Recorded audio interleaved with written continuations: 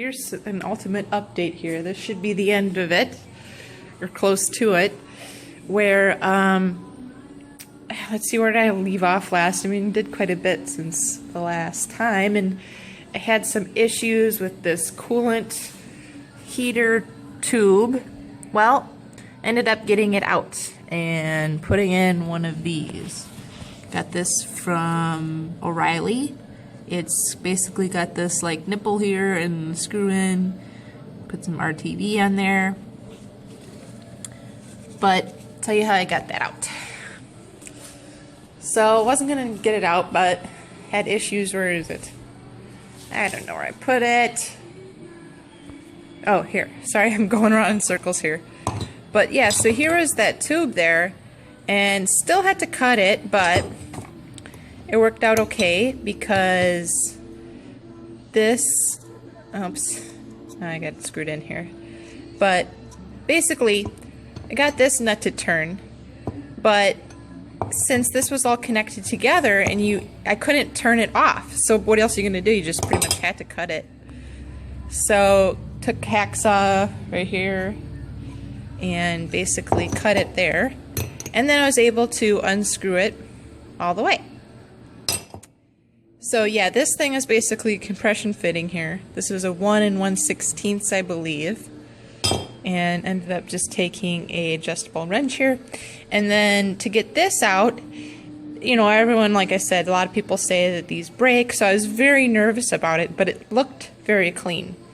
There was no corrosion around the coolant. So basically I took what is this? I took it's a 22 millimeter, fit like really nicely over it. That's not it, but, and, you know, I did have it some oiled up, but just torqued, you know, just went really slow, and it just came off like no problem, which got really lucky. And also got lucky that O'Reilly happened to have right on hand a little package of, oh, here's the 22, a little package of that, with that coolant that goes right into the manifold, and the thread happened to be the same, which worked out. It didn't say GM. But, and then here in the help section too is this green card here. You got this heater hose connector.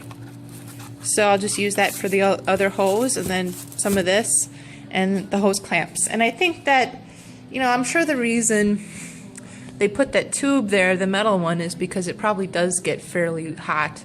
So I'm just gonna have to, you know, tie it up or something, make sure the tube's long enough going into this nipple here, and then coming around here, and I'll just like keep it away from anything, zip tie it up or whatever. So I'm sure that's part of the problem. So the other issue I was having is I was thinking about taking this breaker booster off because I was having a really hard time getting this in there, and this tool ended up taking off. It ends up it works a lot better with these thingies here, but the tool is kind of a pain because, you know, if you can access this, it's got this thing on here to turn it, which works good, except if it's in the way. So I pounded that off and was able to get this out. But even that was very difficult. So I got really frustrated. And this tool is just, I mean, it works, but it's really not the best thing. I would not recommend any of these things. The best thing, I think, and I still might need that to get in some corners here. Now I can't find one. Oh, it's right on the thing. Is one of these. So I made this. Got some angle iron rebar, not rebar, angle iron thing. I don't know. Went to Menards, picked this up, and it's just 8 inches or something by, you know, 90-degree angle here.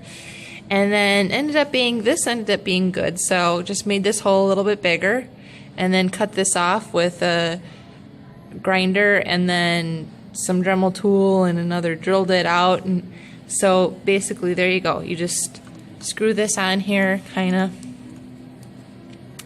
and then I got these off already, as you can see, but you just go like that and you press it down, and you know, you just gotta be a little bit careful. You don't want to fuck up the threads or anything on the studs, because that'd be pretty shitty. But just be very careful. I haven't done it so far. I did these two. This side just completely dirty. I just have to put these back in. The only thing is, I don't think I'm going to be able to get it. This is the where the transmission fluid stick goes in, and so I don't know what I'm going to do over there. I'm probably going to have to use that compression tool, which I don't want to because I really like this. But even on this one, probably. So, but yeah, I'm putting these, got the rest of my valve seals, just picked them up today. So these are the positive ones that I'm putting on everything. I got these O-rings. There's the bad ones there. And so far everything's going good. Just taking that breaker booster off is a little more difficult than I think people can, think, because you got the 4 bolts inside. Let me get in there. However, I gotta screw that back on. I started unscrewing those. I screwed it back on and put it together. But you can see like there's that cotter pin. It's gonna show. But yeah, there's like a cotter pin in there. And those bolts are really difficult to get at. I mean, they don't look like they'd be. I mean, you gotta just take an extension ratchet and a U-joint here, one of these things. But it's still like kind of a pain. And then this thing, there's like these, wires here, and then there's actually like a gasket or something around there. And then you got to worry about these brake lines crimping on you. And some of this stuff you got to unplug. So, yeah, to get in there, I mean, you really do kind of need one of those tools like that. I don't know how people do it. People make it sound like it's so easy, but I don't think it is that easy when you look at a lot of this stuff. So, but it's going good. I mean, it's going to take a while. I'm going to be here for like another couple hours probably doing this. And then I got to do a few more on that side. But we'll see how these ones closest to the firewall go. And then hopefully I can put everything back together. Alright, so I pretty much finished. Got all of the new seals on. And I did use my new tool here. It was the best thing. I tried to use that valve spring compressor a little bit, and this is just way easier. And didn't really have to worry about anything stripping. I think it made the hole just right on that top so that this wouldn't bother the threads at all. So I got everything lubricated. I do have to I have some like this engine grease stuff, this moly oil or whatever grease, and I cleaned all of the push rods, which were completely filthy. So I have to grease the end of both push rods, and then I still have to grease these, or clean them, the rockers, and grease them up. And it's just getting late, and I just got to clean around the gasket area. This looks pretty bad. I got to clean around there and the intake here, and I'll do that a little bit while I can still access stuff, and then once I get some of these things away, I can do it some more and get that the best I can. And hopefully I remember where everything goes when I start putting it back tomorrow. And it's supposed to be a lot cooler tomorrow. I think it's supposed to snow, so that's why I was trying to get as much done as I could today. At least some of the frustrating parts. And then I just hope that I got the push rods back in correctly. It's kind of like there's, like you can put it up, like if you put it straight down like this, it kind of sits in place there. And then you can also kind of pick it up a little bit and angle it in, and then that sits that way too. So you can go like that, or like this. But I guess I'll see when I put the rockers on how that works, I'm assuming. This particular engine, it says in the Haynes manual, 92 and up you don't want to do, but it said anything, this is 89, so I can do this, is when you put the rocker on, well, you got to make sure that each piston is top dead center. So like this one, I believe I got it there right now. I don't know if you can see. Where is it? Oh, let's see if we can see. I believe this means that the first one's top dead center. I'm not sure. And I think with these two push rods even like that, I'm gonna look some more stuff up, but I believe that's how that works.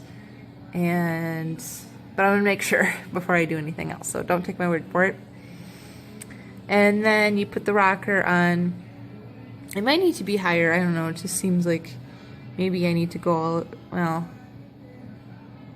this doesn't look, I think that these need to be up all the way and make it top dead center. I'm not really sure, I'm gonna look that up and get back to you, but you just put the rocker arm on with the pivot and ball joint, whatever thingy on there, and then apparently while you screw it down, you kind of turn this, and then once this gets tight where you can't turn it, then you screw it another 3/4, and that's it.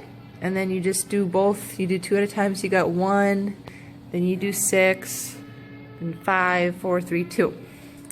And that's how you tighten them all down, so you don't actually just torque them. You do it that way, and hopefully I get them all right. I guess we'll see when I start the engine then later too. But I'm gonna really double check this top dead center stuff to make sure, and that's what I'm gonna do tonight. And valve covers, got them painted, got a couple of boo-boos, I'll show you that. But the gaskets are still good, they're sitting over there, I gotta clean them up and clean up around there and put that on. And put the spark plugs back in. Oh, I gotta fill this with coolant and hook up that hose. I mean, so I still have quite a bit to do that I'm gonna do tomorrow, so be fun.